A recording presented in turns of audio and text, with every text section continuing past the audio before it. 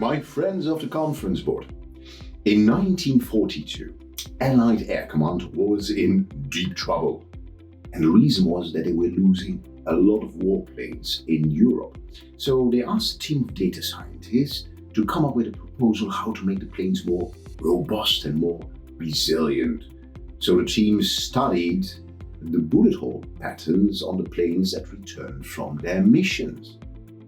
And this is what they found. Most of the bullet holes were in the wings and the tail of the planes. So they recommended to add armor to the wings and the tail to make the planes more robust. And then one data scientist asked a different question. And he asked, wait a second, where are the missing bullet holes? The missing bullet holes were, of course, on the planes that did not return from their mission. And then the team of data scientists realized they had been looking at the problem in totally the wrong way. The vulnerable parts of a plane were, of course, not where you could find bullet holes on the planes returning from the missions, but it is where there were no bullet holes on the planes returning from the missions: the cockpit, the engine, and the fuel system. This idea in thinking fallacy is called the silent graveyard, and it is based on the idea is what you see is all there is. So the data that we miss is the data of failure, the data in the graveyard.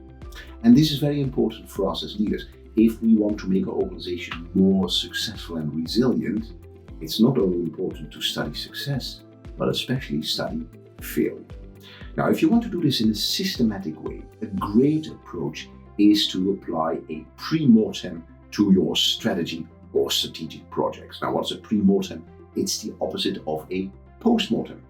What you do with a post-mortem, you study the failed project and you retrieve the lessons learned. But this is what you do with a pre-mortem. I got a strategy, but imagine instead of success, imagine 3 years from now, failure. And ask your team, if we fail, what happened? And then your team can become creative. Oh, these are the reasons that failure happened. And once you got the reasons for failure, then design the systems and processes which prevent failure. Because if you prevent failure, you got success. The pre-mortem is a very powerful tool to avoid the thinking bias of the silent graveyard. So here's the thing for all of us. If you want to make your organization more robust and more resilient, ask yourself, where are my missing bullet holes?